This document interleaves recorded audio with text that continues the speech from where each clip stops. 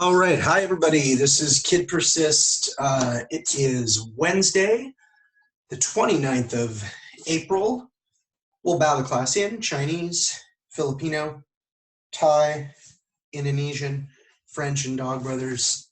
Japanese, we'll just do big arm circles to the front to warm it up.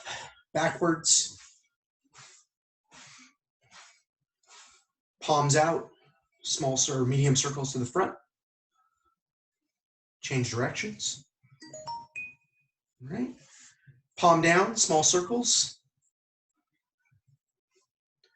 Change directions. All right, and then alternating hugs. Just takes all that tension out of your shoulders. Very nice. All right, and let's take our left hand, put it on our right hand. Stretch this out.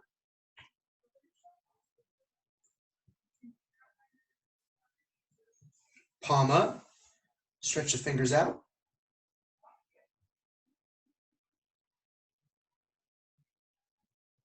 All right, switch hands.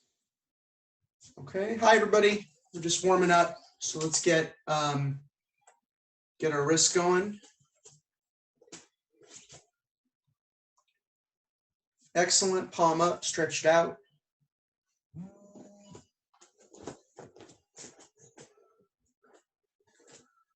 Okay, do the other hand real quickly. I think I already did it in the video. It's okay. Let's just make sure we're even. Good, palm up, stretched out.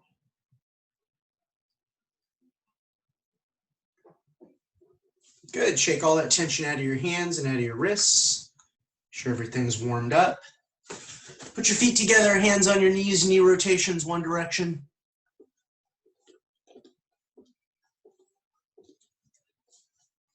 Go the other way.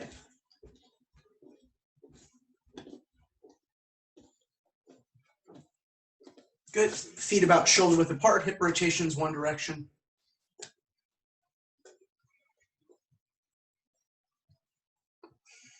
Go the other way.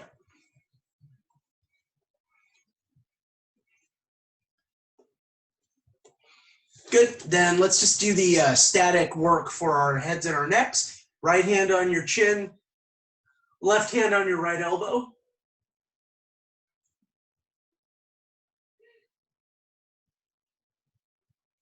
Good. Both hands on the back of your head, elbows in. Pull your chin to your chest.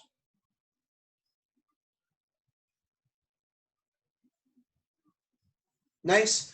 Right hand pulls to the right.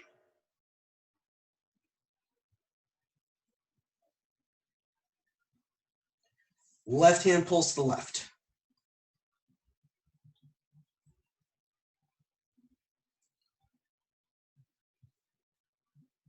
All right, excellent. Let's open our feet about shoulder width apart, and we're gonna do our battle punches or our chain punches down the center. Just remember, for every count, it's 3 punches. So we'll do 10 together. Ready? 1, 2, 3, 4, 5, 6, 7, 8, 9, and 10. Very nice. Okay, so let's go to our left. 1, center, 2, right, 3, center, 4, left, 5, center, 6, right, 7, center, 8, left, 9, and center, 10.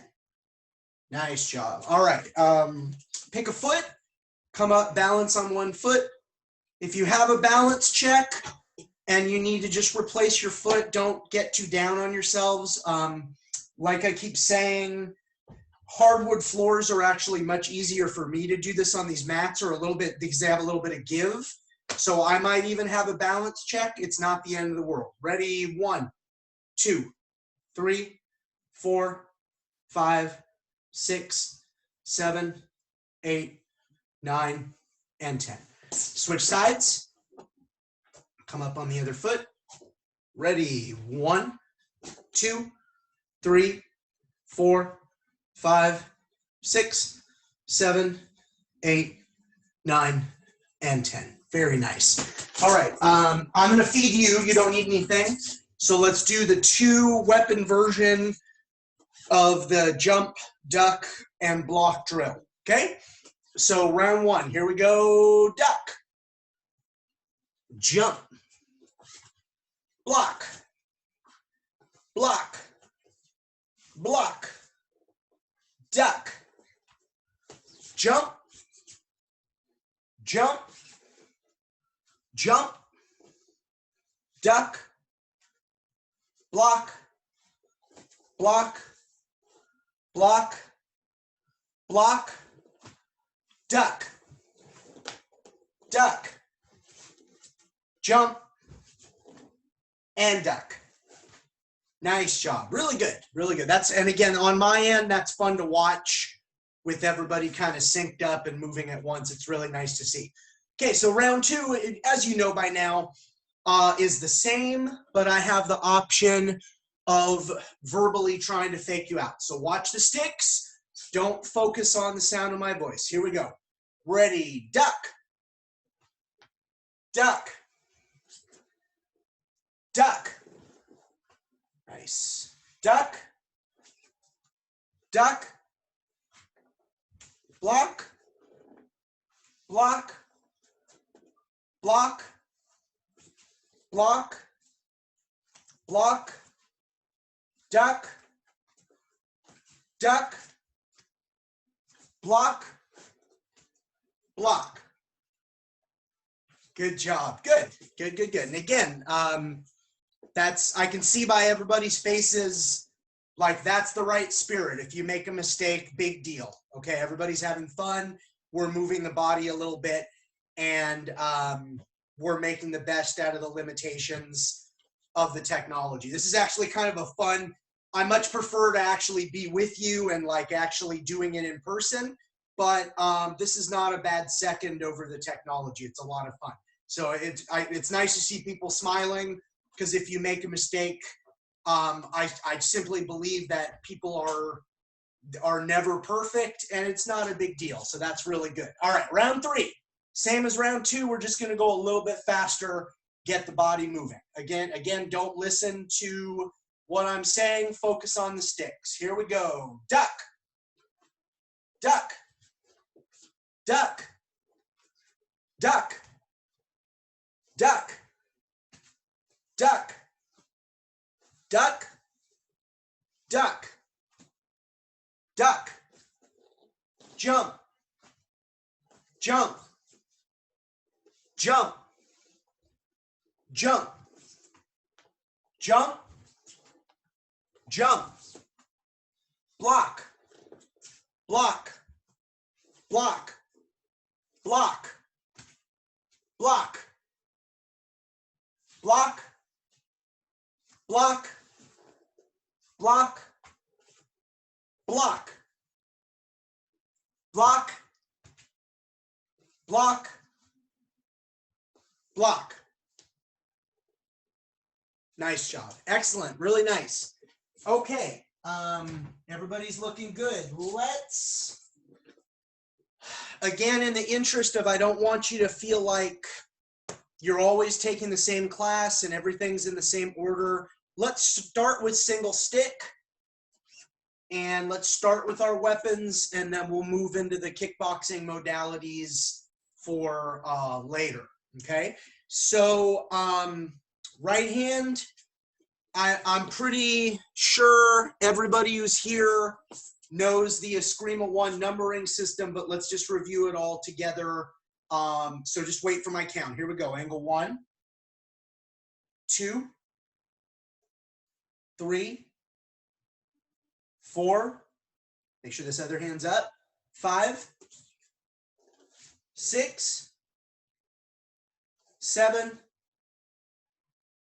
8, 9, 10, 11, bring it down, 12. All right, and everybody looks great. I don't need to spend a lot of time. If there were any major concerns, I would address them, but everybody's doing an excellent job. So let's move on. And this way we can not only review, but maybe learn some new material as well. So I'd like all of you to be in this right lead or dominant side forward backhand chambered position. And we're just going to very briefly review the backhand series. I'll feed you through the technology. It's not as good as being there in person, but at least I get to see that you know it. So angle one, I just want you to backhand it. So just your backhand, good. Angle two, backhand and make the X. Angle three, backhand and redondo. Nice job. Angle four, backhand X to redondo.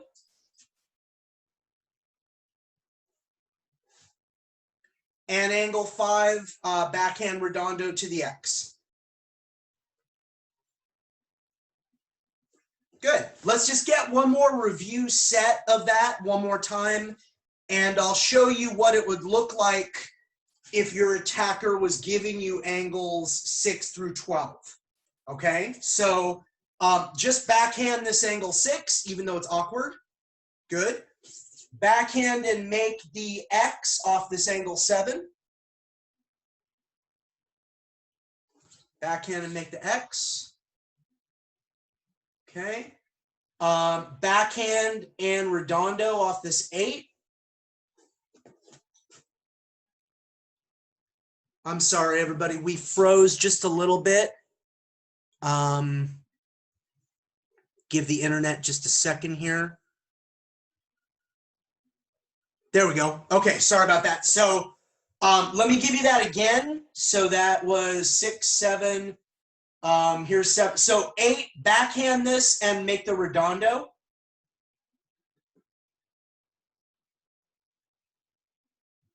Nice. Backhand this 9 and make the X to the redondo.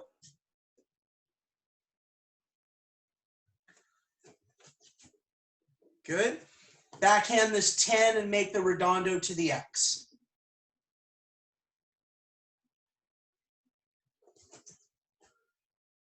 Excellent. Okay. And please pardon me, normally the Wi-Fi, I've been getting very lucky. I'm a little spoiled. I know it's better to jack my laptop directly in to my,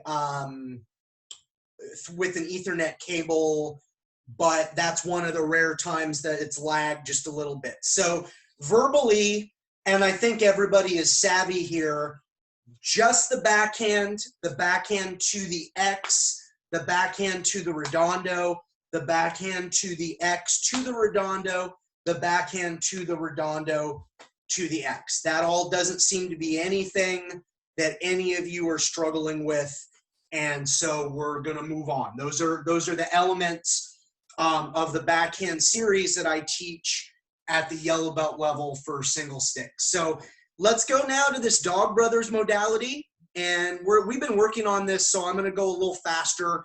Just make sure you don't hit anything in your living room or your training environment. Make sure you don't hit. It's most important not to hit, living people or pets or things like that. And second most important, we don't want to damage any of our property. So just be careful.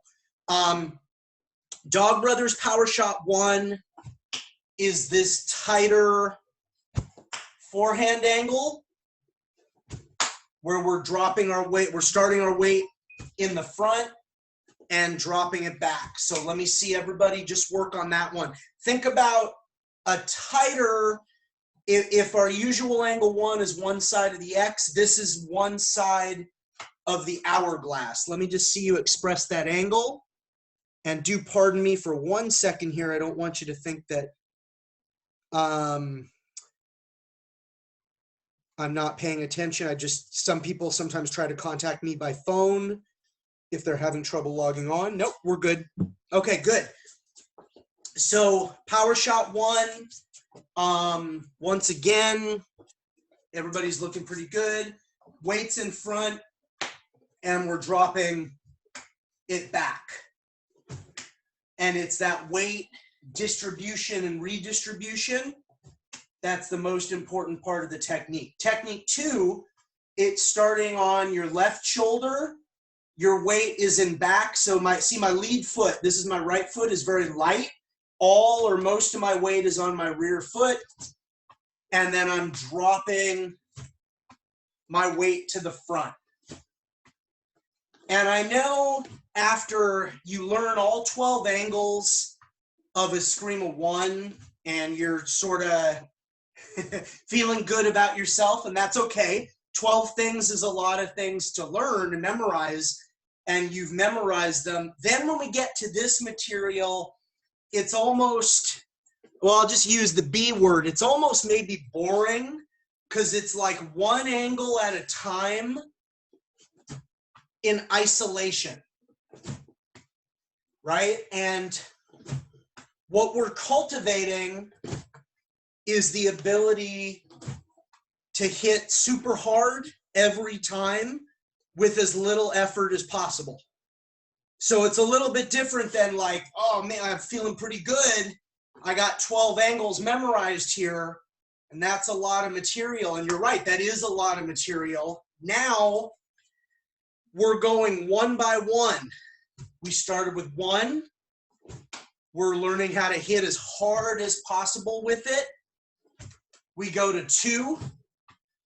We're switching, you know, where the weight distribution is every time. So starting in the back and ending in the front.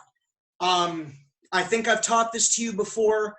If I'm in a right lead, the forehand angles 1 and 3, it's like how we teach people, you know, my feet on this. When we teach the slap, we'll often teach getting up. I know I'm wearing these kind of silly Silat pants this week, but getting up on your lead toe when you slap or body slap. And that's the same as what I'm doing for power shot 1 and power shot 3. Then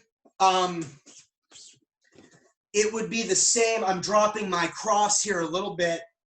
For 2 and 4, it would be the same with how I start with my body weight in the back and I drop it to the front.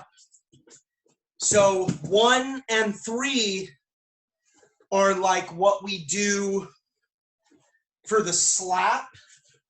2 and 4 are like what we do for the cross. Okay, so let's go back to 3. Let me see everybody put the stick on your right shoulder, weights in front, and you're gonna drop it back. And you're make sure you keep your unarmed hand, your live hand up, okay? And if you're in your left hand, you're in a left lead, your weight's still in front, your right hand is up, and you're dropping the weight back with every rep. Okay? This is where we want to be. And then Dog Brothers Power Shot 4 is the opposite. We start on our, you know, if you're right-handed, it's your left shoulder. If you're left-handed, it's your right shoulder. But regardless, you're starting with your weight in the back. So you are very light on your lead foot. And then I'm dropping my weight to the front.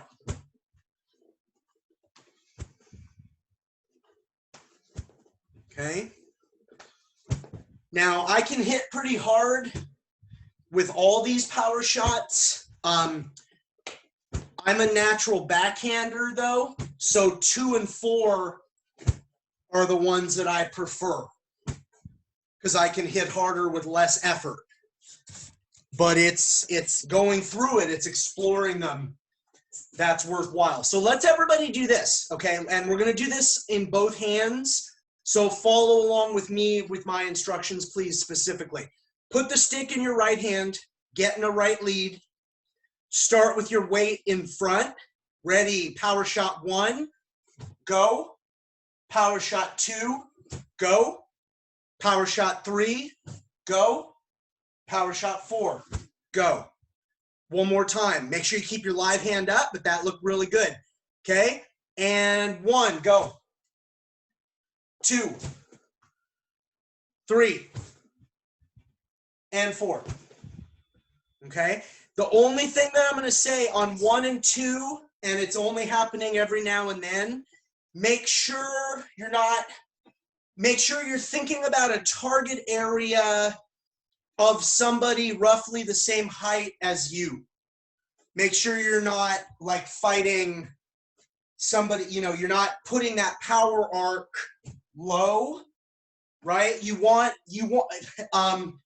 one of my Balintawak instructors, one of my close range stick fighting instructors, he talks about where you want to put the sound. For 1 and 2, I want to put the sound like I'm knocking the hat off of somebody who's at least the same height as me. And I mean, I'm a shorter guy, it's okay. Most people are usually a little taller than me. I want to make sure that I'm not putting the sound like low, because then you'd be fighting somebody really, really, really short. That if I am going to whistle it, we call that whistling the stick. The sound has to be in the right place. If that sound is coming from down here, the power is in the wrong place, right? I want to take the person out around the elevation of their head, or maybe even their clavicle, but no lower than that, okay? Other than that, that looked great. Now let's everybody go left lead, left hand. Start with your weight in front. I'm going a little bit slower because this is, even though I'm the instructor, this is my complimentary side. I want to make sure I don't hit anything because I have a less developed sense of range than in my right lead, okay? 1, go. 2, 3, and 4. One more set. 1, go. 2, go. 3, go. And 4, go.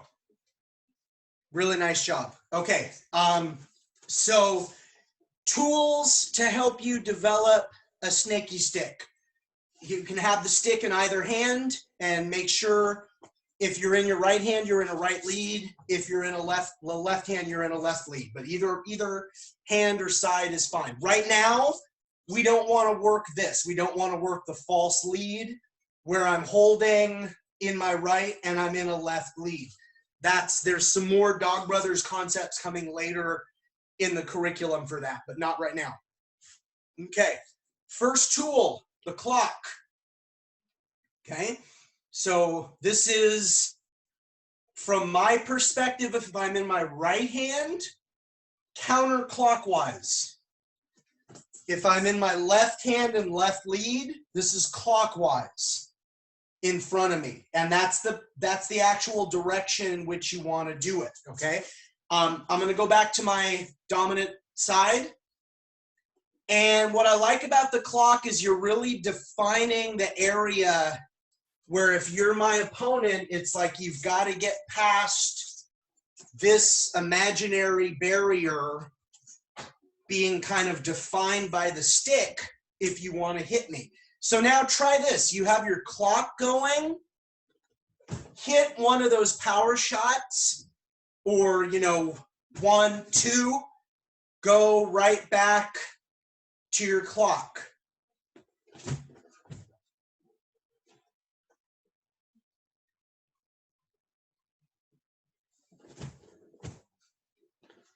You don't have to do them in order. So remember, 1 and 3 are forehands, 2 and 4 are backhands. So you could very easily do forehand, backhand, go right back into your clock, or backhand, forehand, and then go right back into your clock. Okay, very nice. One of the other tools we're going to use to develop our snaky stick is our arco or our florete or our tail. All of the different terms from different systems for the same thing. So if I'm on my forehand side, I'm going forehand, forehand. And now I'm on the other side. If I'm on my backhand, backhand, backhand. 1, 2, 1, 2. Forehand to backhand, backhand to forehand. Forehand to backhand, backhand to forehand. And play with how wide you need to make this. Right? So what's cool about if you start playing with, maybe I do my clock, 1, 2, arco, right? And then I could go right back to my clock. But I want you, let me keep my eye on the ball here for you. In a nice relaxed way, this is really what I want you to get comfortable with. Going from forehand to backhand, backhand to forehand. 1, 2, 1, 2. And all I'm doing is 2 twirls or strikes, but they're tighter, right? Forehand, forehand, backhand, backhand. Forehand, forehand, backhand, backhand. Some people who have longer arms will sometimes do 3. 1, 2, 3. 1, 2, 3. 1, 2, 3. 1, 2, 3. Once again, you know, I'm seriously only pointing this out just to kind of indicate why I do what I do. I have shorter arms. 3 just feels like it's extra. Whereas 1, 2, 1, 2, 1, 2, 1, 2. Very, for me, like the length of my arms, very economical. I've known longer, you know, taller people with taller appendages, they like 3. For me, especially on the backhand side, the third one feels like a chore, but they're both acceptable. Okay, so you have your clock, you have your tails, like the dog's tail. That's the actual terminology in Dog Brothers. In Dog Brothers, the main instructor, his name is Punang Guru Mark Denny. He likes to come up with I mean, not like he's a clown or something like that, but because different systems, and you're seeing this with this, because different systems have different names for the same thing, Punang Guru Mark he likes to come up with his own names, and then everybody in Dog Brothers, like, we know what you're talking about, right? Because you even saw in Asanto La Costa, this is a florete. If you're in Dosi Paris, this is an arco. They're the same motion. Okay, so not all the guys necessarily, I'm not being mean, in Dog Brothers study multiple systems of Filipino martial arts. So for the people who are only studying Dog Brothers, you know, then we have a standard name for everything. Okay, so let's do a review super quickly, and then we're going to move on to double stick. The Dog Brothers theory of 7 ranges. So this is actually fine. I'll just show you in relationship to you. Could everybody get in a fighting stance facing the screen and just hold it, okay? Good. So actually now move around a little bit, like use your snaky stick, and you can throw some shots out there and just keep your snaky stick moving. But if we were, and I know we're separated by a screen, if we were actually in the same physical environment, when we are too far out of range for there to be any weapon contact, that's the first range called snake range. Okay, so snake range is where we use our snaky stick. This is where I have time to think. I can look at your structure. I can evaluate, are there any holes? Where would I go to attack you? But it's pre-contact. This is when, whoops, you are so far out of range that the only way you could make contact with your weapon would be to throw it. Okay, but we're not going to do projectile weapons right now, okay? Obviously, we're not actually physically together, but I want you to hold your stick out towards the screen, okay? Hold your stick out towards the screen. Now imagine only the tips of our sticks could make contact, and imagine that I was too far out of range for you to hit my hand, and you're too far out of range for me to hit your hand. But just the very tips of our sticks can make contact. That's the second range. That's bubble range. So snake, bubble. The reason we call that bubble, the imaginary bubble of safety that came with distance. You were too far out, even for weapon contact. Well, I like to say, you know, whoop, that's been popped. And now we have weapon contact only, and that's bubble range. So snake, bubble. If we were to move in a little bit more, the range where we could hit each other's hands, but we're too far out to check, would be the next range, and that would be Largo range. If we moved in a little bit more and I could check your hands and you could check my hands, that would be medium range. If I moved in a little bit more and I could hit you and you could hit me with your puño, the bottom or the butt of your stick, and your knees and your elbows were in range, that's now corto, close range. Okay, and corto, just remember, even though a fight, boom, can blast through multiple ranges in a split second, corto is really focused on striking. At corto range, I could hit you on either side with the puño, I could knee you, I could elbow. And then as some of you are already going there, if we wrap each other up and we grab inside corto, then we have standing grappling. Grappling is just another word for wrestling, with or without the weapon, standing grappling or standing wrestling. And then the seventh and final range, ground grappling or ground wrestling. Again, Dog Brothers, with or without the weapon. Because in Dog Brothers, it's completely acceptable to submit people with your weapon. In Dog Brothers gatherings, we will hide knife trainers, not real knives. Very important to understand that. Knife trainers, like something like this, we'll hide this in a pocket or in a waistband or something like that.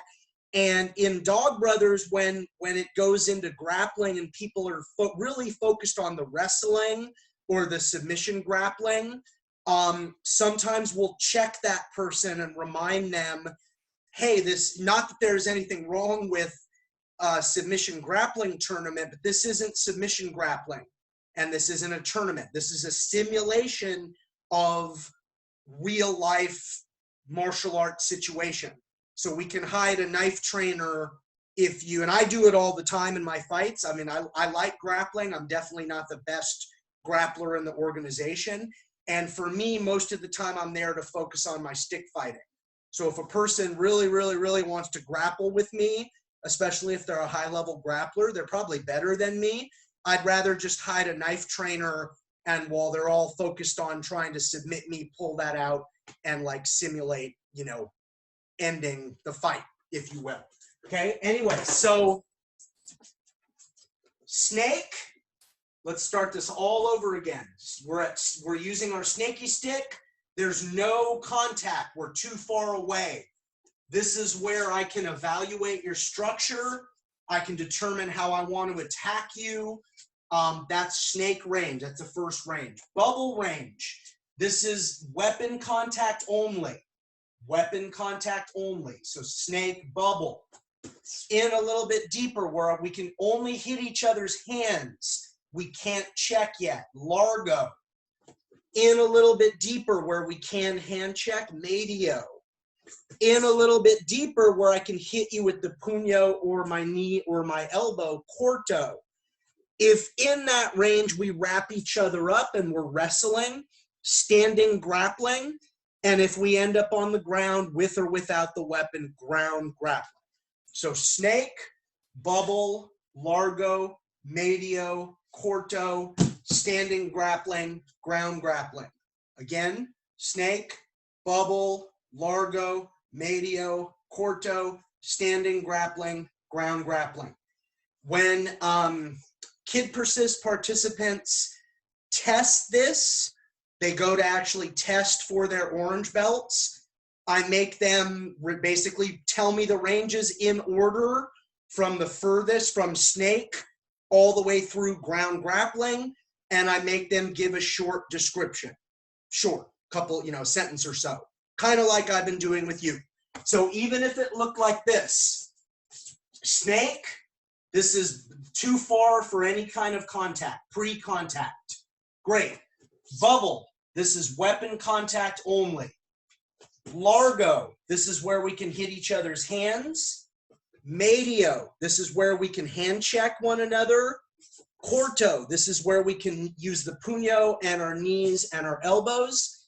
Standing grappling is stand-up wrestling with or without a weapon. Ground grappling is wrestling on the ground with or without a weapon. Okay, so I'm just going to do this 2 more times. I know you're muted. It's totally fine. Just kind of say it out loud with me so I know you're starting to memorize it, okay? Snake, bubble, largo, medio, corto, standing grappling, ground grappling. One more time. Snake, bubble, largo, medio, corto, standing grappling, ground grappling. All right, and I like curriculum opportunities like that in my teaching where maybe you're not memorizing a particular technique. We have plenty of those throughout the curriculum, but you're learning something, some concept, something intellectual that you're kind of reciting or telling me about when you go to do that examination. That's very important. The Dog Brothers theory of 7 ranges. Okay, let's go to 2 sticks.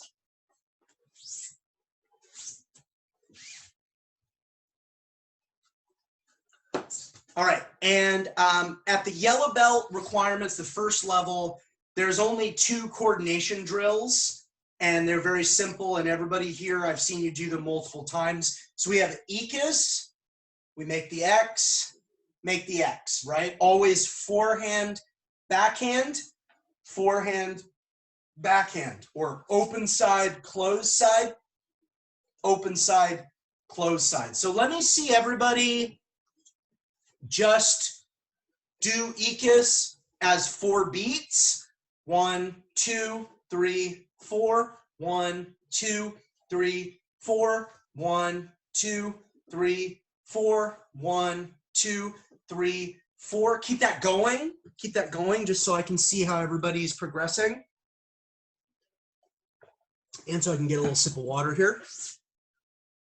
Okay, just keep that going in the air. Sometimes we do it by ourselves in the air. Very nice. Looks pretty good.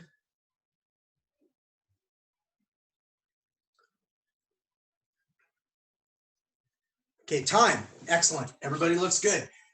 Empty 6. High inward, low backhand, high backhand. High inward, low backhand, high backhand. Or angle 1, angle 10, angle 2. That don't, instead of going all the way through, like they kind of go out halfway.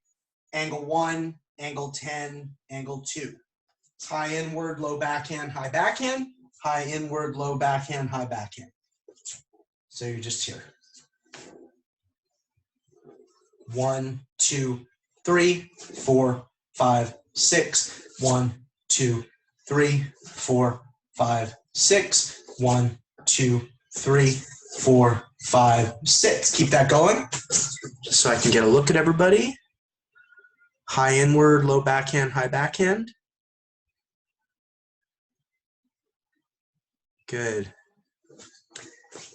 On your high backhand, make sure it's coming back to high. Okay, so high inward, low backhand, high backhand. High inward, low backhand, high backhand. But coordination-wise, everybody looks excellent.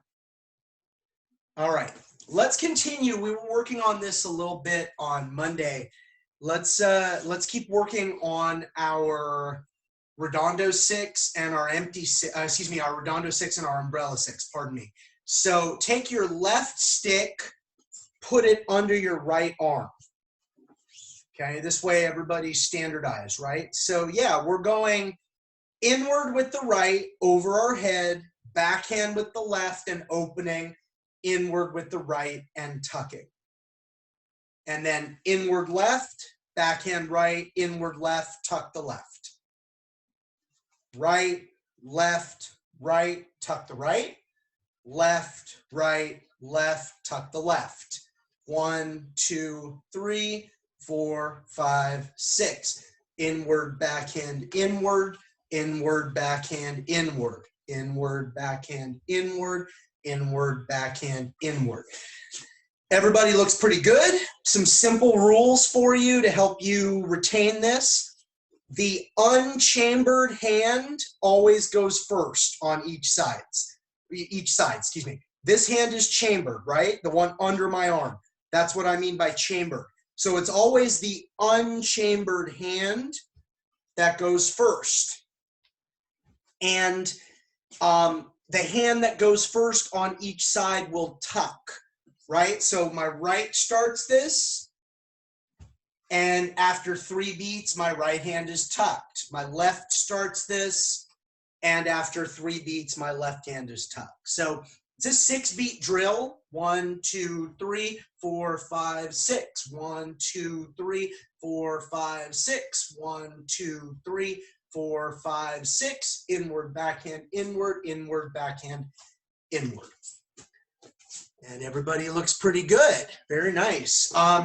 So if that's Redondo 6, if you can do Redondo 6, you can do Umbrella 6, because Redondo 6, let me finish that statement. The visual that I like to give you is helicopter blades, right? And again, I'm acknowledging it's not a perfect visual. You know, helicopter blades would be fixed and they would be spinning continuously on the same plane. But that kind of illustrates, you know, the lateral kind of nature of Redondo 6. Umbrella 6 is the same, but when we start, we go point, whichever one starts, the unchambered side goes point down over our head. So it's still inward, backhand, inward, inward, backhand, inward, inward, backhand, inward, inward, backhand, inward. It's just, it's not helicopter blade. So that's the only difference, is that first shot goes point down. This is Umbrella 6, but it's still technically inward, backhand, inward.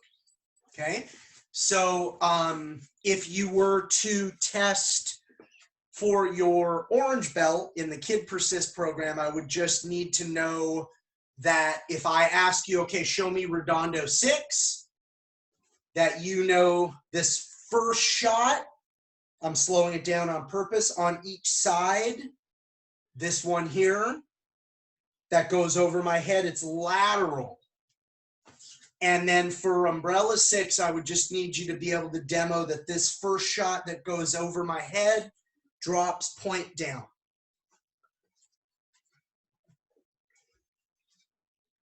Okay, and once again, why do we have those two variations on the same pattern?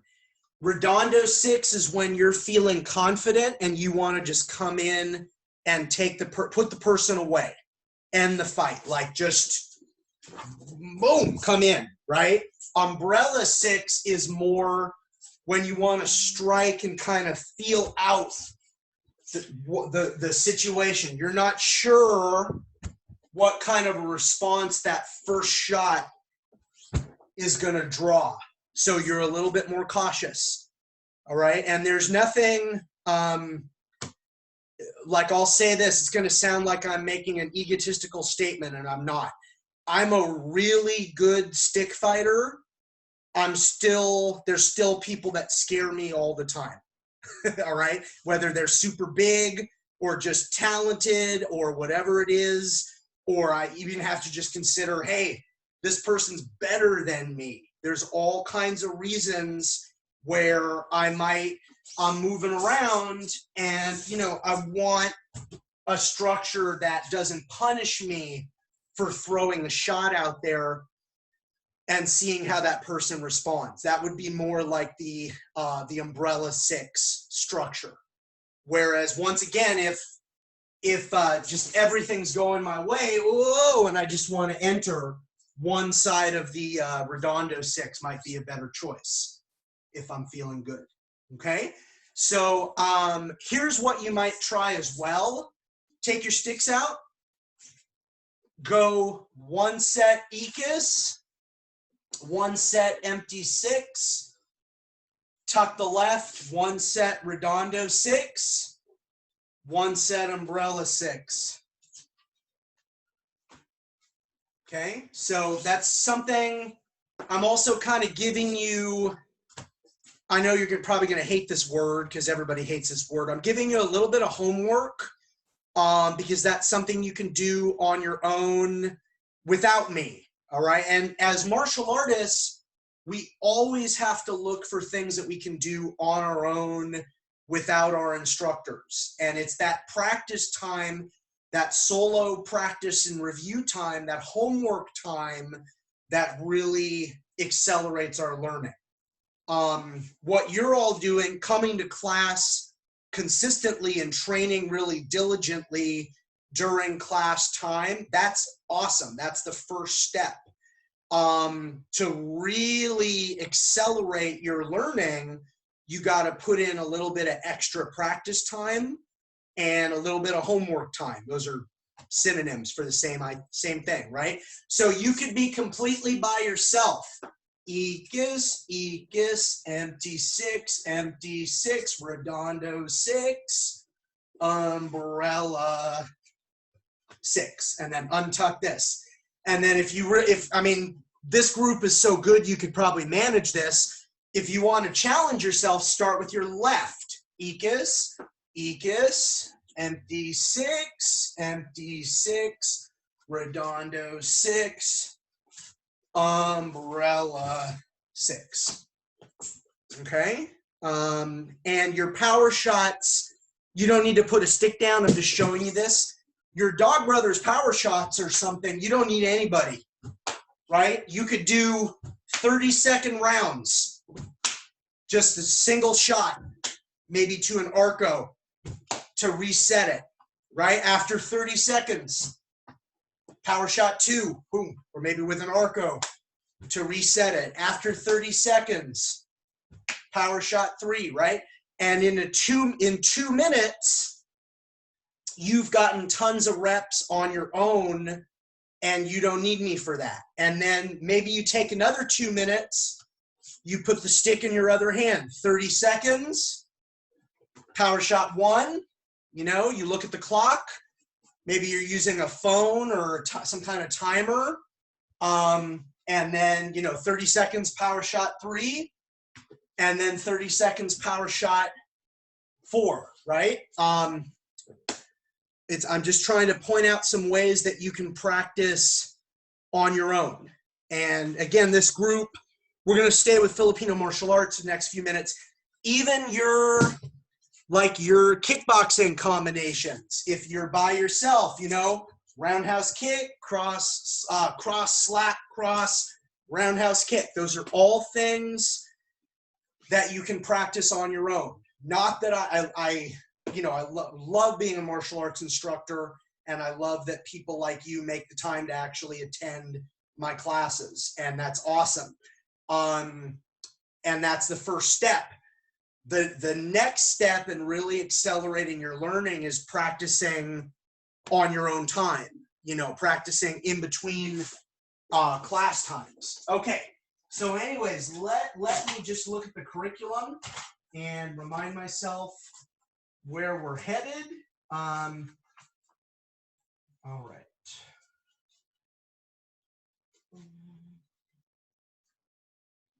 Oh, I know.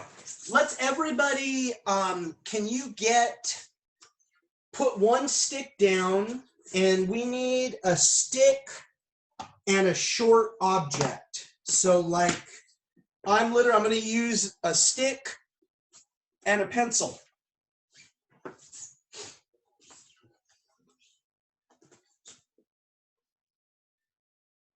Perfect. That's great. Those are great. Okay. Put the stick in your dominant hand, put the short weapon in your complementary hand. Then we have this backhand chamber position. Everybody, you stay where you're at, don't move. So when we're single stick, we're here. When we're long and short, we're here. So instead of this just being empty, this live hand and palm down on our forearm, we're palm up. We're holding, you know, the business end or an end of the short weapon towards the imaginary opponent. Okay, so there's 2 counts that you need to memorize. This is still orange belt stuff, second level, but let's learn it anyway. So the 4 count: backhand the temple, smash the toe, hit the chin, and backhand the temple again. So 1, freeze it out there, toe smash right from there, hit the chin, flip it over and hit them in the temple, and then stop where you started. So from, if I'm facing you, 1, 2, 3, 4. 1, 2, 3, 4. And all of those merge together. 3, and I just flip it over and hit the backhand. 1, 2, 3, 4. From this side, 1, 2, 3, 4. Hit that. If you're in your right hand with the stick, hit their right temple, smash either toe, hit their chin, hit their right temple again, and bring it back. Okay, so everybody practice trying to make it one combo. 1, 2, 3, 4. 1, 2, 3, 4. Temple, toe smash, chin, temple, back. Just rep that out a few times. Nice. That looks sharp. Just keep getting a few reps. This as well, keep training even while I'm talking. This as well is something, everybody's got the objects. You don't need me to work on this. I'm going to set a clock. I'm going to do 60 seconds of 4 counts, just for example. Doesn't have to be 60 seconds. Just repeating that over and over again, okay? This is something you don't need me to work on as long as you've got it. And if you need to review anything that we do in class, go to my YouTube channel because I'm recording this. It will be there waiting for you. You can basically take the class again. You can stand up and just, even though it's not happening in real time, it's recorded, you can repeat everything again. Or just review, you know, rewind, move the timer back a little bit and review certain sections. Okay, so we're now going to look at the 5 count. Now the 5 count for the KidPersist program, I'm going to teach it. When I teach it to adults, I give you 2 options. When I teach it in the KidPersist program, I'm going to teach it one way that I think is a little bit easier. So all of you know how to do a backhand redondo. I've seen you do that in the backhand series again and again and again. So the 5 count As this backhand redondo is about to finish, I step in and I hit it would be an angle 1 with your left hand, and you end up with your arms crossed. So that's the first 2 beats. I'll do that 1, 2, right? From multiple perspectives here. 1, 2. Again, 1, 2. Once we get there, 1, 2, backhand, the long weapon, and then angle 2 with the short weapon, and then step back and hit angle 1. And you're back where you started. So it's 5 counts. 1, 2, 3, 4, 5. From this side, 1, 2, 3, 4, 5. From this side, redondo the long weapon, step in, angle 1 with the short weapon, angle 2 with the long weapon, angle 2 with the short weapon, step back and hit angle 1. Stop where you started. All right? Your goal with this is to make it one combination. 1, 2, 3, 4, 5. 1, 2, 3, 4, 5. 1, 2, 3, 4, 5. 1, 2, 3, 4, 5. The footwork is very important. I'm starting with the same side in front in which I'm holding the weapon. So if I'm right-handed, I'm in a right lead. If I were left-handed, I would be in a left lead. 1, no footwork. 2, I step forward into a left lead. 3, no footwork. 4, no footwork. 5, stepping back into a right lead. So 1, 2, 3, 4, 5. 1, 2, 3, 4, 5. Okay, so let's review everybody in KidPersist, the 4 count and the 5 count, because I'm going to run out of time with you very shortly here. So everybody in position, the 4 count. 1, 2, 3, 4. Temple, toe smash, chin, temple. And notice that's all with the long weapon for the 4 count, right? The 5 count is both weapons. 1, 2, 3, 4, 5. 1, 2, 3, 4, 5. All right, and this configuration, these days in my practice, I just call it long and short.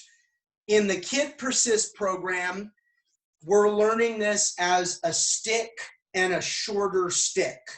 I used to have these wooden knife trainers. So imagine something that looked like this without the handle, without this extension, excuse me, and then that's made out of wood. And I don't have them anymore. They're from California. When I moved to New York City, I got rid of most of them. But what we would do in the kids program, we would hold those wooden knife trainers point down. And when we did that, and I'm talking in the KidPersist program now, they just looked like short sticks. And so all of this material we were learning as stick and short stick. Because I've told you before, not because I don't believe in you, I don't teach offensive knife or blade to young people, to people that aren't, in my adult program. I just don't. But the cool part is if you learn this here, if you continue training with me into when you're old enough to be in the adult program, you're going to find you already know a lot of the material. You just know it for a slightly different weapons configuration. Okay, great job, KidPersist class. We're going to bring this to an end very quickly here. I'm going to open up the chat just because I want all of these classes to, which are going on my YouTube channel, I just want to promote this URL, which is Stoops, OMALC.com. It's in the chat right now.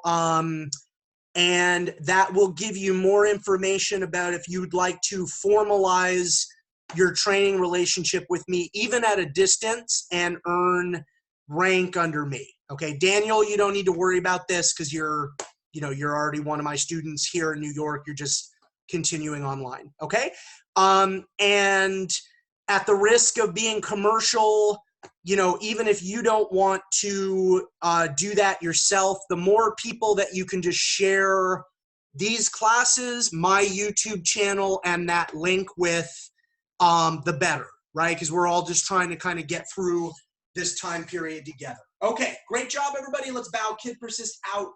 Chinese, Filipino, Thai, Indonesian, French, and Dog Brothers, Japanese. Thanks, everybody, for joining me. I'm going to end this recording.